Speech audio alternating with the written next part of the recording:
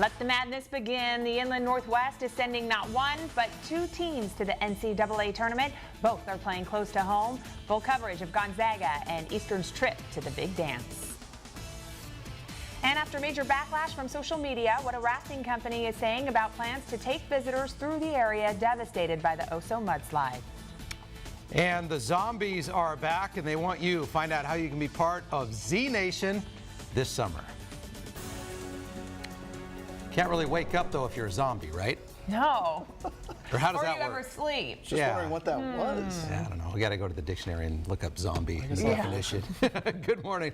At 5:30 on a Monday, I'm Sean Alson. Good morning. I'm Kalai Chalk with Ryan Overton, who is in for Leslie Lowe. Good morning. Yeah, lots of rain over the weekend, you guys, but things actually quieting down out there as we go through much of the morning hours. Seeing a few showers further off to the east and north away from the Spokane region, but behind this cold front that's sweeping through the region, breezy conditions. Those winds expected to pick up through the mid-morning hours. Just seeing gusts about 20 to 25 miles an hour. They're going to calm down later on this afternoon. Right now, sustained winds at 15 miles an hour in Spokane, 10 miles an hour down towards Pullman. But the big story this weekend was the rain. 1.25 inches during the day on Sunday up towards Sandpoint, Bonners Ferry. Nearly 1.5 inches, 2.5 inches once you get up closer to the border between Idaho and British Columbia. We'll have more and when we could see some warmer temperatures in a few minutes. Sean and Clyde. All right, thanks very much, Ryan. Well, of course, the big news. We begin with big news from college basketball. Two teams from our area in the Inland Northwest heading to the NCAA tournament.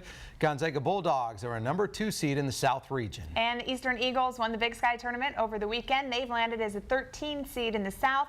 Here's a look at when the teams play. Now, Gonzaga and EWU bracket. Here's their bracket lineup. Gonzaga is a 2 seed in the South. They'll play 15th seeded North Dakota State in the first round Friday in Seattle.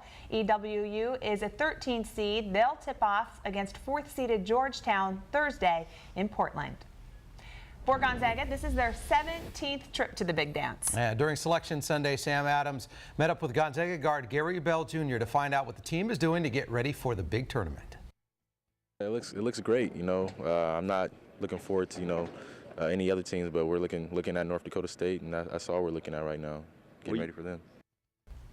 Bell is from the Seattle area. He has plenty of fans there wanting to get into the game against North Dakota State, but he says he only gets 2 tickets, and they will go to his biggest fan, rightly so, his mother.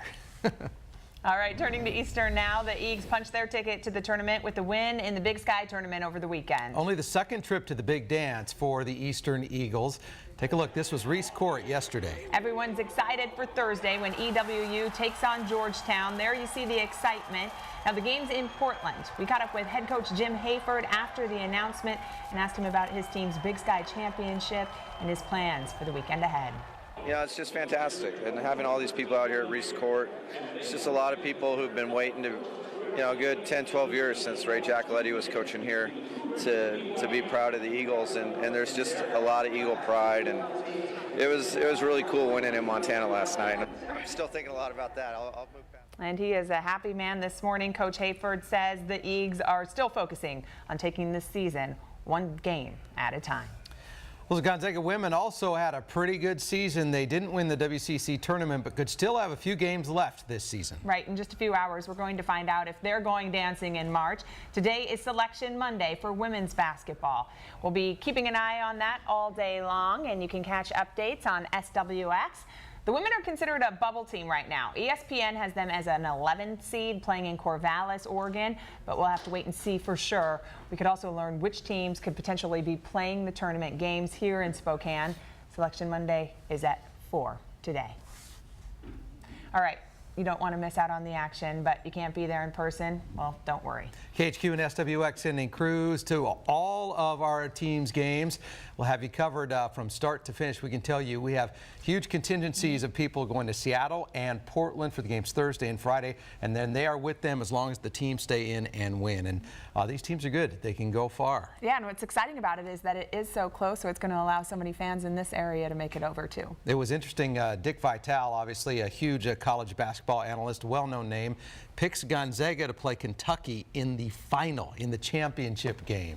So he has them going a long way. They're a 2 seed. They're a tough team. We're going to have to wait and see. And Way to go, Eagles. Yeah, it's just nice to see them on the map again. As you mentioned earlier, you know, you went to the first time they went to the tournament, and now they're back at it. Yeah, that was Kansas City. This is Portland, very close to home. A lot of you are probably going to head over and see it, and we'll keep you posted. Well, after backlash from social media and the community, the rafting company Pacific Northwest Float Trips is taking a timeout on their plans for sightseeing trips through the Oso mudslide zone. The company says they had similar trips in the 1980s after Mount St. Helens erupted and were not met with this type of criticism. Oso mudslide killed 43 people on March 22nd, almost 1 year ago. Right now, Seattle schools are identifying the victim who was killed in a drive-by shooting on Beacon Hill. They say he was a senior at Cleveland High School. Grief counselors will be at the school today. Now, the teen was killed yesterday afternoon. Seattle police say a blue Honda was seen leaving the scene. Homicide and Gain Unit detectives are investigating the case and are now looking for a late 90s blue or green Honda Civic or Accord. If you have any information, you're asked to call police. A traffic alert at 5:36 this morning. Be prepared to alter your commute. Streets in the Landing subdivisions in Northwest Coeur d'Alene will be closed until Wednesday. New Brook Drive will be closed today. Southbound traffic on Atlas will be detoured to John Shock. Northbound traffic on Atlas will be toured to Prairie Avenue.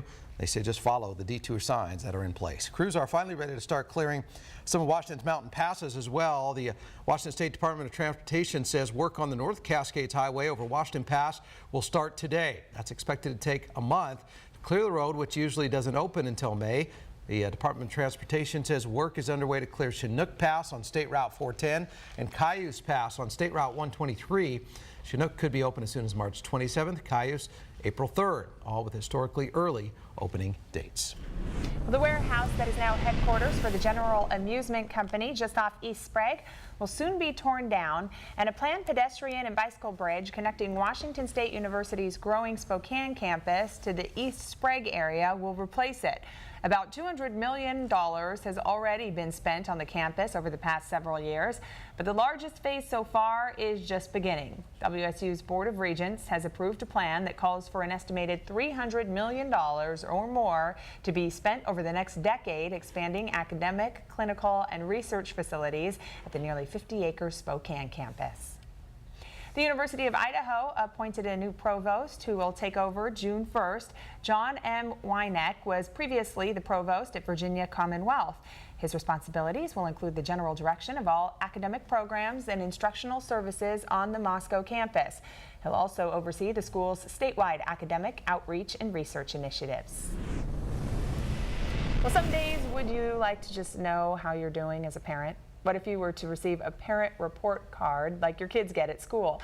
Coming up on the Today Show, Darlene Rodriguez finds out what kids think of this idea.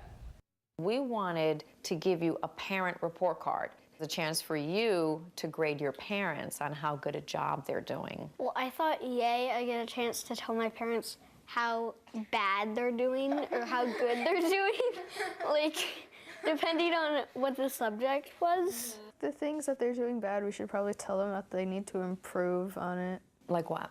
Parents lose their temper with us for no reason. Different perspective Cool, there, yeah. huh? And I think, you know, when you initially hear it, you think, oh, the kids are going to say, I don't want a bedtime. I don't want to have to eat my fruits and vegetables. But I think, as you just saw here, they actually might come to the table with some things that the parent really needs to think about. Yeah, and you know what stands out to me? I would think it's a different perspective. It's from young eyes and a young mind. The parent might not even realize how they're impacting the child until they actually hear the child verbalize. Then as a parent, you feel horrible if you're doing something wrong. It'll be interesting. It'll be fun to see coming up on the Today Show today. Well, Z Nation is back. The zombie apocalypse-themed sci-fi show is filming season 2 in Spokane again this summer. And they are looking for some of the best zombies out there. If you would like to become a zombie, all you have to do is audition for it. Zombie auditions, Saturdays, March 21st and 28th. Open to everyone ages 18 and up. Don't worry, you don't need an agent to audition. Head to Z Nation's Facebook page for more information. Anyone want to be a zombie? I don't know. What do you need to know? I mean, it's all in the eyes, I think. I was going to say, because everything else is stoic, right? Just this look like that. I think we did not make the cut. I think we say just not scared much. everybody at home. We apologize. All right, coming up after the break, Matt and his Action Cam back at it. And this time he's taking us to Blooms Flowers Chocolates and tell me that word. Papery? Papery, poppery, papery. It looks very French. As we head to break, more video to get you pumped up for Gonzaga and Eastern this weekend.